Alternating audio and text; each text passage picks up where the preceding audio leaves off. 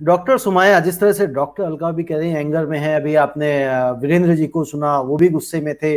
किसी से बात करें, किसी पेशेंट से बात करें, उसके घर वालों से बात करें, जो भी व्यक्ति बात कर रहा है इस वक्त पैनिक कहीं ना कहीं मचा हुआ है, फैला हुआ है। उससे बचने के लिए सिर्फ और सिर्फ लोगों को ट्रीटमेंट ही चाहिए, उसके अलावा कुछ भी नहीं चाहिए।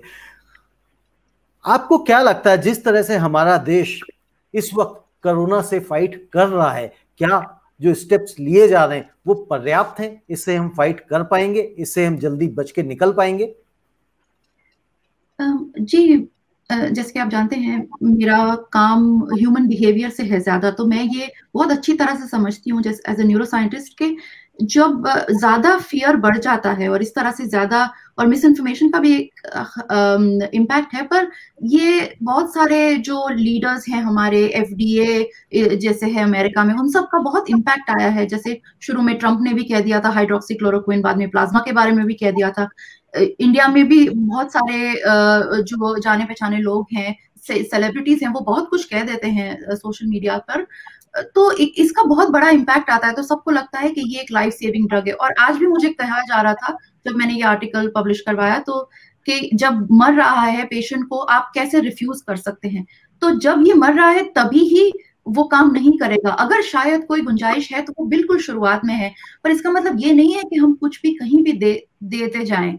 और रही बात एक एडमिनिस्ट्रेशन की, ये मैंने पिछले साल देखा था जून जुलाई में, जब ये पहले 2 स्टडीज जो मैंने पहले बात की थी वो पब्लिश हुई थी, और तब कह रहे थे कि जो मिनिस्ट्री है, हेल्थ मिनिस्ट्री, वो इस चीज को फिर से असेस करेगी कि रेमडेसिविर काम करती है या नहीं। प्लाज्मा के बारे में भी कह चुके हैं, और दूसरी सारी फाविपिराविर है, बहुत सारी इस तरह की ड्रग्स हैं, उसके बारे में कह चुके हैं कि ये असेस करेंगे और लोगों तक बताएंगे।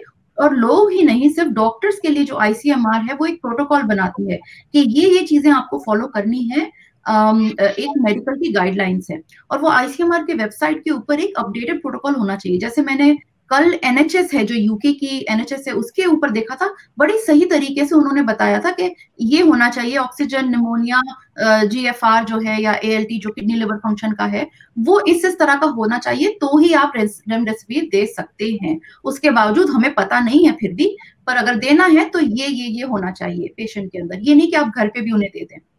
पर मैंने जब देखा आईसीएमआर की वेबसाइट पे जो लास्ट वर्जन था, अपडेटेड वर्जन, वो पिछले साल का था।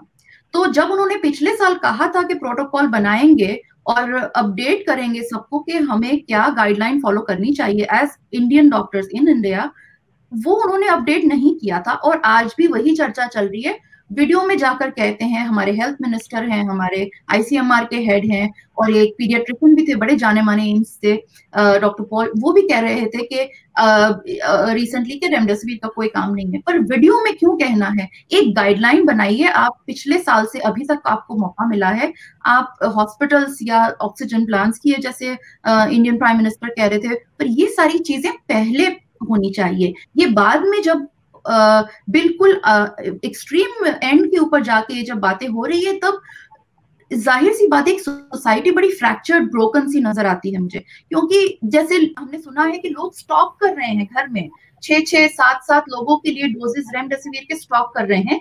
जाहिर सी बात है उनको जरूरत भी नहीं है, उन्हें लगता है कि शायद अगर हुआ तो कैलकुलेट कर रहे हैं कि हमने कितने 1000 स्पेंड करने हैं, हमारे पास ये सेविंग्स हैं, और अगर हमें हुआ कोरोना तो हमारे ये काम आएगी।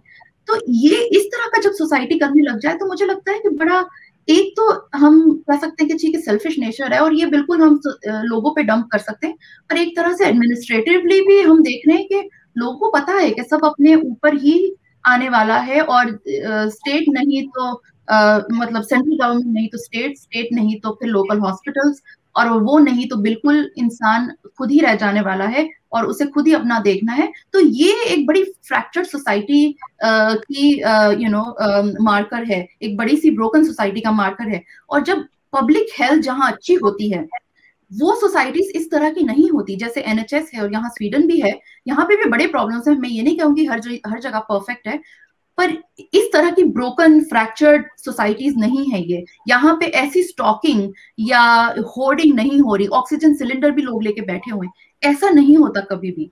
तो मुझे लगता है कि एक पब्लिक बिल्कुल हेल्थ। डॉक्टर सुमाया, ये आप सही कह रहे हैं कि ऐसा चीजें नहीं हो पा रही हैं। जिस तरह से अभी वीरेंद्र गोयल जी कह रहे थे कि प्रधानमंत्री जी का एक ट्वीट है कि देश कोरोना से लड़ रहा है, और आप भी एक तरह से वही मैसेज दे रहे हैं कि भाई लोगों को ही लड़ना पड़ेगा जब एक सिचुएशन और इस चीज तरह की आ जाती है।